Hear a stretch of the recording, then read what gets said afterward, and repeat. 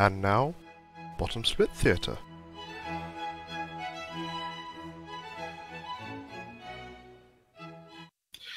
Good evening, everybody, and welcome to Bottom Split Theatre, coming to you this week from the beautiful surroundings of the Laguna Seca Raceway in California. Joining me in the commentary box tonight, we have Aaron Thacker from Texas. Say hello, Aaron. Good evening, Thomas. And I think we're ready for the cars to line up on the grid now. Going to take us through the grid, why don't you, Mr. Thacker? Tom, we had the pleasure of watching qualifying, and we have P1, John Parker 3 with a blistering 145.5, Luke Dilworth with a 146.5, Adam Hall, Mark Kleckner, Miguel Rizzo, Sean Guanco, probably didn't do that one too well, Andrew Townsend, Samuel Kong, Karis Felton, and Jeff Sutton round out the top 9 cars in this race, Tom. And it looks as though Samuel Kong from Texas has failed to connect to the session, so I don't think he'll be taking his place on the grid this evening, which is a shame. Only 9 cars will be starting the race today. Anyone you got your eye on, Aaron? I got my eye on everybody, Tom. I think, as we always say in this series, tons of opportunity. I think there's some really key points on this track where these guys are going to gain some great experience. That turn 2 Andretti hairpin is always really challenging, and being Laguna Seca, you always got to watch out for the corkscrew. So tons of opportunity here. Potentially some interesting driving. Yeah, this is a historic circuit, as you mentioned. Numerous points of interest. In turn 1 on the first lap's always exciting. Braking zone down the hill into a double apex left-hander. That's sure to provide some excitement on this opening lap. And turn 6 coming up the hill through to the famous corkscrew. It's a place you can make a pass if you're brave. These guys, I'm sure, are not lacking in bravery. Well, Tom, I think that's one of the parts here. You get a ton of speed going up these hills and climbing back down. You really got to get on the brakes, and I think some really talented braking is going to be required here. Tom, we're about to go green. Yep, lights are on, the engine revs rise, and we are almost there. Oh, it's too soon. But now we're green. And we're away in a cloud of tyre smoke. Looks like a good start from John Parker, but alongside him, number 7 car of Luke Dilworth, making it too wide, coming down the main straight towards turn 1, through turn 1, into turn 2. Looking to get the braking just right here as the car number 10 comes to the inside. Nice move under brakes there to grab second place. But your leader, John Parker, car number 1, making it through safely. And I believe the rest of the field is through cleanly. Take it away, Aaron. Tom, the back of the field is also clean. We do have some side-by-side action with Karis Felton and Sean Guanco. Oh, they have cleaned up, and everybody seems to have been straightened out in a straight line. Let's keep this racing, guys. Well done, everybody. This is a first for Bottom Split Theatre, I think. No contact in the first 4 corners here, but car number 5 maybe looking to change that coming into turn 5 here. Ooh, tight there. I think a lot of respect by Sean Guanco there, letting him through. Oh, Tom, we're about to hit the kink here, and it could get spicy. In the kink here, too wide. And that is car number 5, Karis Felton, making a good move. Oh, but there's a spinner at the back. That is Sean Guanco. That was a tough tank slapper there. That's really tough to recover when you get in that gravel. He's going to get back on track and make sure to drop plenty of dirt for everybody else on the next time around. Yep. You see Guanco getting into the kink there. He was too wide, and I think just took a weird line. Not really sure if he was used to running too wide with close proximity through there, but spun, both feet in, no contact with the barrier, and he's away again. So could have been a lot worse, is what I'm saying. Tom, I have just quickly jumped up to the front here. John Parker is just completing lap 1. He has a 3-second lead on the first lap. 3 second. John Parker is here to put down some serious laps, and he's looking for a win early. That's Sebastian Vettel-esque first lap there from John Parker, making a run for the lead to go and hide, keep away from the action behind him, and just control this race from the front. In second place, we have Adam Hall, car number 10, lowest ranked driver in this field, but certainly not looking it as he maintains a solid second place. Behind him, Mark Kleckner, your car number 8. A tight battle for third place with Luke Dilworth. So let's keep an eye on this battle as we go through turn 4 here. I think they're being very respectful. I think Luke is still trying to figure out Mark's breaking points, which you always have to be careful for. You got to learn the driver in front of you, and when you're learning your own lines as well. And there's an incident at the back there. Andrew Townsend into the wall coming out of turn 4. He just got a little over-eager on the exit there. Put the power down in the dirt, and that's a one-way trip to the Armco, unfortunately. So it looks like he has taken the toe to the pits and has retired from this race. Sad thing to see. That's tough. Only 2 laps in this race. You hope to stay a little longer than that, but you know what? Maybe he can give it a try next week. I hope so. I mean, he should. The important thing is not to be too disheartened by this. It's expensive to crash. We all know that, but keep it going. Come back next week. Come back stronger, harder, and faster. Tom, we are getting a bit spread out here as these guys are continuing to run through this course. Again, we've only had reported 1 incident, but we're getting spread out. Guys are getting comfortable. Not too much dirt on the track yet. I think at the moment the battle that we're keeping an eye on is a battle for 2nd, 3rd, and 4th here. That's between Hall, Kleckner, and Dilworth. They're separated by about a second and a half between the cars. 3 seconds covering all of them, and it's pretty tight here. Everyone's working out the others, working out where they can potentially make a move, be faster, be slower, and really leaning into this race as the track comes to them. And Tom, I don't think there's really any surprise here. We decided John Parker put down the fastest lap of the race of a 1:43.4. That is a full 1.5 seconds faster than Adam Hall at P2. And indeed 2 seconds faster than his own qualifying lap for pole. So that's really impressive pace there from our leader, John Parker. It's the number 1 car, number 1 on the track, and you can't argue with that. And I'm just keeping an eye on Adam Hall here in P2, which we just mentioned. He does have the 2nd fastest lap of the race. And Tom, with that Red Bull livery, you could never count somebody out with a Red Bull livery. And I'm just going back here. Jeff Sutton, who was your 8th place car there, has just crashed into the pit wall. He got wide in turn 1, which is a corner that we really don't see many instances in at all. But he's coming over the top of the hill there, puts the right rear tire on the dirt, and somehow manages to spear across the track into the pit wall. That's frankly an incident that I've never seen before. That's really a tough break, and we always look for these guys to really challenge themselves, but that is an interesting predicament he has put himself in there. Yeah, and it looks like he's taken a tow, and of course the crashing, as it were, on pit exit means that he has to tow a full lap, which will put him a couple of minutes down on the field or before he can take his fast repair and hopefully get back out on track. It's a shame for young Sutton there, but it's what happens in bottle split theatre here. You learn your lessons, you move on, and you get better. Exactly. Tom, the rest of the grid continues to cycle through here, and I think it's entering lap 5 here. I think it's time to give out the Dick Insider hard charge of the race, and that is going to go to our man in P5, car number 5, Karis Felton. He has gained 3 spots since the start of this race, so that is impressive. Our Dick Insider hard charger of the race. Well deserved there. Karis Felton did not set a qualifying lap, slowing towards the back of the grid, but he has come through the field, made a good move that we saw on the car number 3 of Sean Guanco in the kink, and is now maintaining that place just ahead of Guanco. This really looks to be the battle that's developing here between the 5 and 3 car. They're separated by under a second at this point, coming through turn 5. And I think Guanco will be looking now to get into the groove and try and take that position back from Felton. But that will not be easy. No, that will not be easy. And Tom, I hate to do it, but I'm going to place my bets. Oh, you know what? Now that I'm about to do that, he almost lost it in the corkscrew, and he's done that. Tom, I was getting ready to give my blessings to Mark Kleckner. Unfortunately, he has lost it in the corkscrew. I'm gonna be quiet now. So, I don't know if you remember last week, Mr. Thacker, when you gave the commentator's blessing to 3 drivers in the Lime Rock race, and they all managed to crash shortly after that. It looks like your touch has not deserted you in the last 7 days, as indeed we see Mark Kleckner running wide on the exit of the corkscrew. No contact with the barrier. Looks like he will retain the 3rd place that he has been running.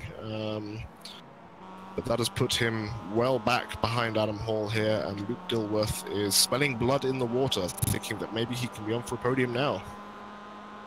Well, I want to apologize to him right now again. Right when I was getting to, bestow my praise upon him, he was having some issues. Tom, I'm quickly looking in the pits, and Jeff Sutton is in the pits. He appears to be recovered, taking 4 tires and full fuel. This is a strategy we see week in and week out in Bottom Six Theater. These guys do not want to be too risky with their strategy. Well, these are long races where the tires and the fuel can be pushed to their limits, and I think if you're going to be in the pits, you may as well take the full service. You don't know what's going to happen out on track there. There could be any moment of a full course caution, a stoppage, an extension. We don't know. So I think discretion definitely the better part of valor there. Take the tires, take the fuel, and get back out on track to run the full stint. Tom, these guys are coming through to complete lap 6, and Sean Guanco, car number 3, is currently the fastest car on track, doing a 1:43.7 on that last lap, faster than our P1 car, John Parker. Yeah, impressive from Guanco there. He's got the bit between his teeth trying to catch Felton here, and I think maybe benefiting from a little bit of draft up the hill. That's not going to hurt him in his lap time department, but strong driving, and maybe he thinks he can potentially be on for that 5th place that was taken away from him in lap 1. And Tom, since we're a little spread out of here, I think Sean Parker's getting to cross the start-finish line. Let's turn up the volume a little bit, and let's take a ride around Laguna Seca with Sean Parker at this beautiful, beautiful course with these beautiful, beautiful Mazda sounds.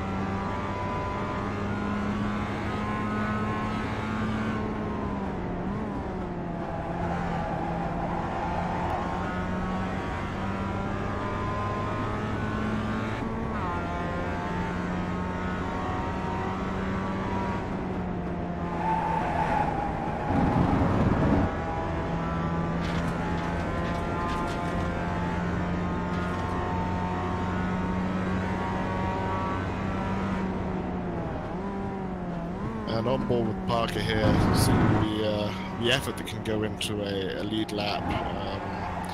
Really taking things smooth, keeping things cautious, not really bothering the track limits at all. Plenty of steering lock, really working those tires to the maximum. But we'll have enjoyed this ride along lap, and if we rejoin the action here, we can check back in on the rest of the field. And the battle for 4th place is really heating up now. That is Charis Felton in 4th place, defending from Sean Guanco in 5th, and things are getting spicy now. They are getting spicy, and Tom, again, remember, don't forget, Charles Felton is our Dick Insider hard charge of this race, so he's continuing that effort, and a strong effort it is, to maintain his position in P4. Oh, there's a spin. There's a spin. That is Mark Kleckner, the 3rd place driver here. We saw him running wide in the corkscrew a couple of laps ago, and he has compounded the error with a spin coming out of the final corner. That's dropping him back down the order. Felton now up to 3rd, Guanco 4th, and Kleckner to 5th. Shocking development here. You can see him coming out of the final corner and just getting on the power a little bit too aggressively. That's an interesting thing to see in this car. Maybe he was in the wrong gear and lost some traction in the rear tires, but didn't hit the wall. Again, both feet in, and was able to get going again, but dropping back 2 places. So now, Charis Felton, your Dick Insider hard charger of the race, into 3rd place now, defending resolutely from Sean Guanco. This is the battle to the flag now, I think, that we're going to be enjoying. Absolutely, and Tom, let's not forget, credit is due here for Mark Kleckner to drifting the Miata out of that corner. I mean, you can put the power down to find that optimal torque range and get these tires loose. I mean, that's some talent that's worth acknowledging. Yep, the Miata not renowned for its power on oversteer in the iRacing service, but the talented drivers can make these cars do whatever they want, and Kleckner certainly demonstrating his mastery over the Miata to the full there. As we continue watching the battle for 3rd place, Charis Felton through the corkscrew, making up a little bit of time there on Guanco, I think. He's starting to push really hard now. These guys are lapping faster than both John Parker in the lead and Adam Hall in second. Really pushing hard to get the third and fourth place here. Yeah, Tom, I've been following John Parker and Adam Hall just a few laps here. I think they're just sticking with the clean route, being safe for the rest of the race. They have a pretty good lead for John Parker and Adam Hall. I don't think he feels he's at any risk for losing any more spots, so they may just be playing it calm and safe for the rest of this race. Yeah, that's smart. I mean, Hall is about 8 seconds behind Parker and 8 seconds ahead of Felton there, so he has an 8-second buffer either side. They're not being harassed, they're not being rushed, and it's better to take it easy on the mechanicals, take it easy on the car, and try and bring the car home in the podium position. Certainly the pit crew members won't be excited to see any unnecessary stress being put through the car in such a safe position. No such concerns though for Charis Felton in third place, pushing the car to the limit through turn 4, using up all the exit curb, and Guanco behind him is right with him still. Where do you think this move's going to come to fruition? I really don't know, Tom. I just you keep watching Sean behind him. He's kind of dodging left, dodging right, kind of looking to possibly give him the Jeff Tyler. I think he's trying to scare him into a mistake, but I just don't know if Charis is going to let that happen. As I say that, Tom, oh my God, oh dear. Almost a twofer for Mr. Thacker there as Felton runs wide, coming out of the corkscrew, coming out of the kink, 2 wheels in the grass. Guanco thinks about a move down the inside, what we shall refer to as the Zanardi special through the corkscrew, but backs off, waits for his turn, and I think, yeah, as you say, Guanco is trying the Tyler method here of just sticking a nose down the inside, having a look, trying to put off the car ahead and force him into an unnecessary mistake. I mean, Tom, I don't know if it's possible in this race, but I think, oh, watch out. Oh, really late braking for Sean Guanco there. I think it's a really advanced maneuver to try and make a pass on the corkscrew, but I really think Sean gets desperate here at the end. I'd like to see him go for it. And Felton got a bit of a scrappy exit from the final corner there, and that compromises straight line speed. Guanco might be thinking about a move to turn 2 here. He's going to look to the inside, no, and Felton breaks the usual place and stays ahead. This is really some great racing actually between these two drivers. This is what Bottom Split Theatre is all about. Charis is a little stronger on the apexes and exit, but Sean really has a good entry into the corner. So these guys are really balancing out their driving talents with each other here. I really think, I hope for a clean pass, but I just don't know if that's possible to end this race. We are coming up on the white flag this race, Tom.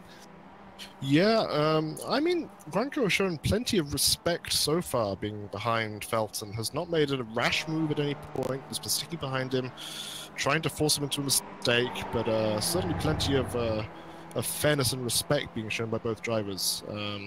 As we come up the hill again towards the corkscrew, and they are catching. Honestly, they are catching Adam Hall through the corkscrew. It's not going to be enough to catch him before the end of the race, but these guys are lapping probably 3 or 4 seconds a lap faster at the moment. Yeah, Tom, I'm looking at the timing board. Adam Hall's last lap was disqualified, so he must have had a course cut that really, really made him slow down. Yeah, and these guys are proving that and catching him as we come through the final corner with Felton still just ahead here of Guanco.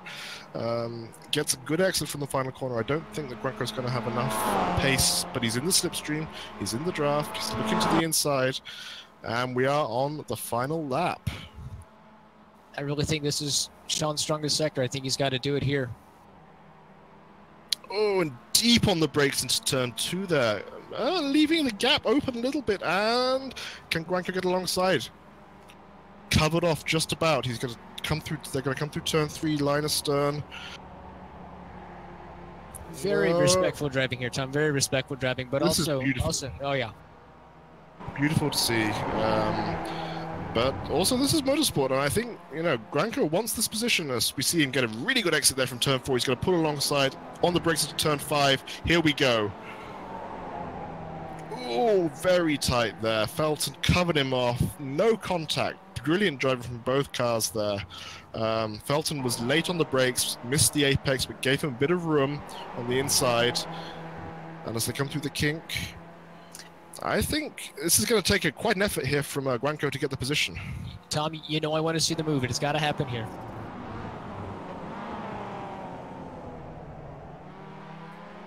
And once again, respect shown by both drivers. This is beautiful to see. As we come through the final turns here, cars on the limit of adhesion, catching rapidly. Hall in second place. I don't think it'll be enough before the checkered flag. John Parker, your winner, takes the checkered flag. A good win from him. But the action is really on third place. Oh my goodness! Goes down the inside. Was there contact? I didn't see. I don't think so. I think there was a space left. I think Guanco went for the inside, but Felton was savvy enough to give him the room, get a better exit, and retain third place. Excellent driving. Tom, that was a very non-traditional line into turn 11 there, but you know what? If that was his chance to go for it, he clearly had the most confidence in that corner and almost finished the job. Yeah, he was really late on the brakes down the inside. What might be termed a dive bomb by some members of the community, but not by me. He was late on the brakes, he was alongside before the apex, and definitely had right to go to the inside there, and Felton did exactly what we would expect him to do. Gave him the space, made sure his exit from the corner was clean, and just drove away down the straights and secured third place. So I think it's been an excellent race. Why don't you take us through the finishing positions, Aaron? Woo, Tom, that last lap, that was exhausting. We have our winner, John Parker. I mean, pretty much pole to finish, Tom. Like, he ran the show. P2, Adam Hall, the Dick Insider hard charge of the race. Karis Felton moving up 5 positions to finish in P3. Great drive today. Sean Guanco in P4, Mark Clanker P5, Miguel Rizzo P6. Kind of a quiet race from Miguel, but very consistent, only lost 1 spot.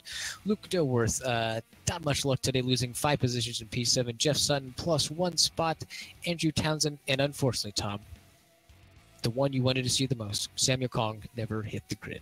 Yeah, King Kong from Dallas unfortunately didn't make the grid here. It's a fair way to California, and he obviously missed his flight. But John Parker with the dominant win. Adam Hall, great drive from him, despite being a little slower than those that are out there.